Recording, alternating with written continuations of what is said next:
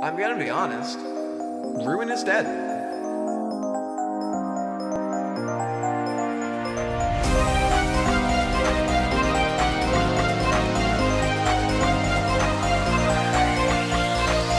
Hey guys, today at 4:19 p.m. Oh, 1 minute off from being 4:20. You're so close, Behavior. Next time. Today at 4:19 p.m., Behavior published a designer note over on the Dead by Daylight forums.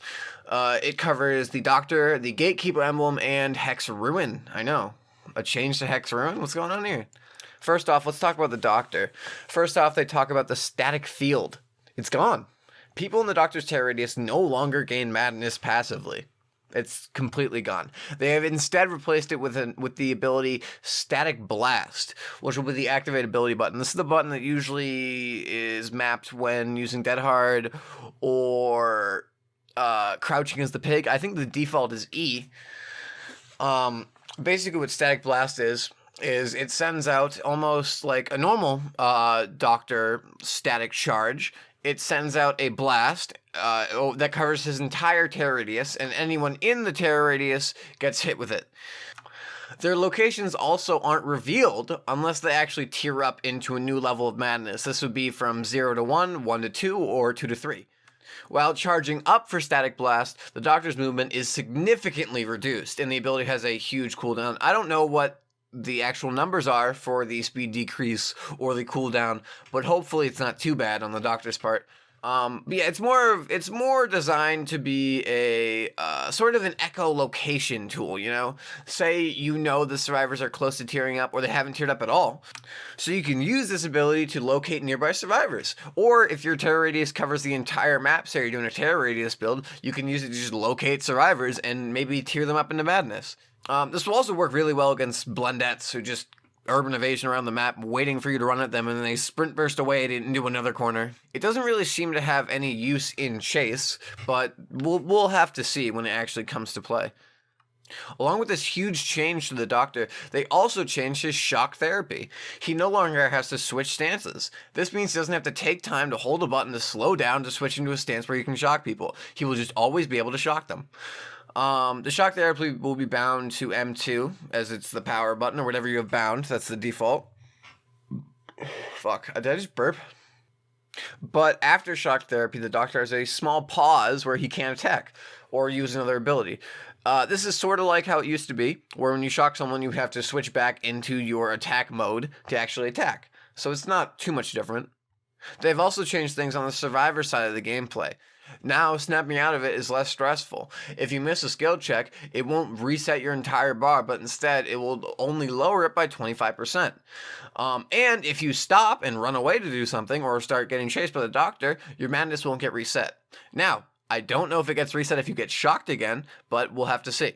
Now, the skill check portion of this won't actually affect people who are able to hit these skill checks, but it will affect them because now when they start it and need to run away, maybe the Doctor's coming towards them, they won't have to totally restart and waste more time. They'll be able to just start off where they left off. Now, this could be good and bad. It's good because it's less frustrating, but this is also bad because the Doctor might have less pressure on the entire map because of this. The ability to pressure survivors just by running towards them and making them have to restart is pretty powerful. But without this, it could lower his entire map pressure, but we'll have to see. I think his Static Blast might take care of that, but again, we'll have to see.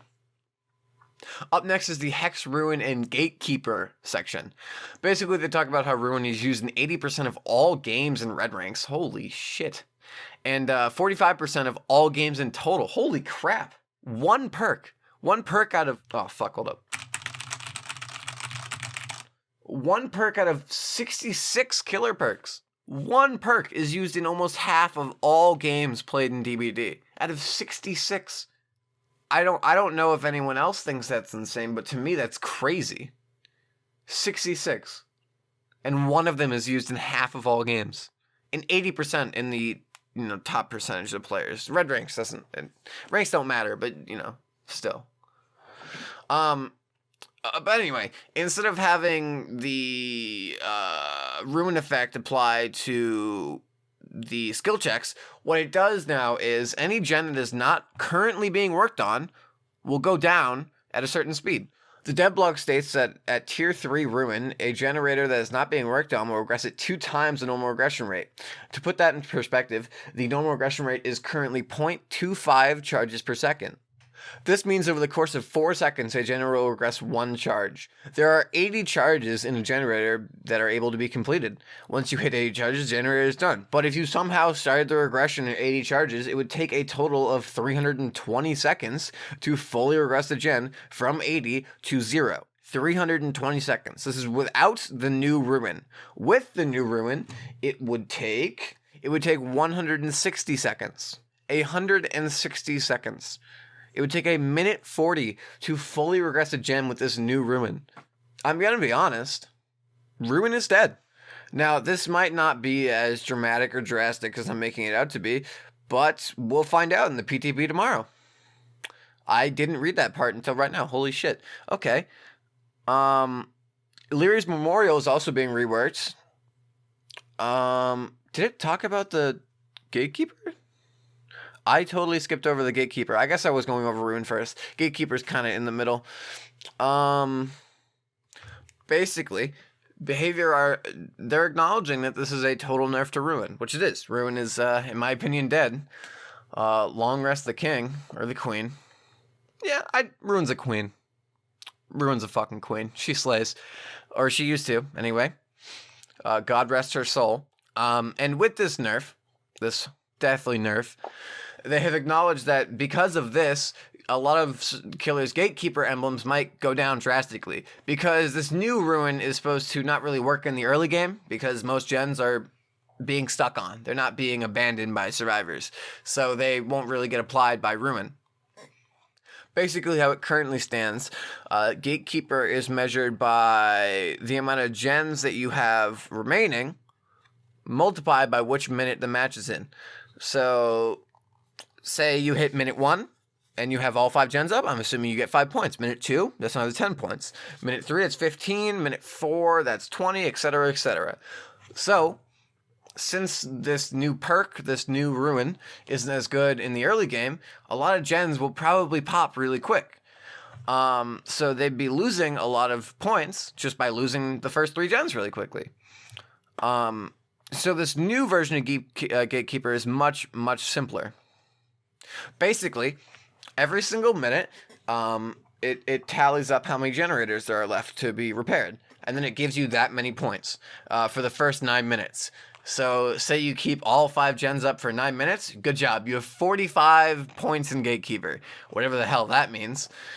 And then at the end of the trial, if both exit gates are still closed, you get more points. This basically keeps less focus on keeping 7 generators up and more focus on just keeping the match alive for 9 full minutes. If you had 5 gens the first 2 minutes, which is, it's not likely, but say you do it, that's a total of 10 points right there. And then say 3 gens pop, you got 2 left, and then you do that for the next 4 minutes.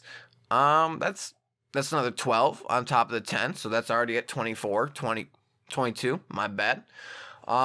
And then, how many minutes did I say? It was 2, and then I said, 4? Or did I say 3? I think I said 3.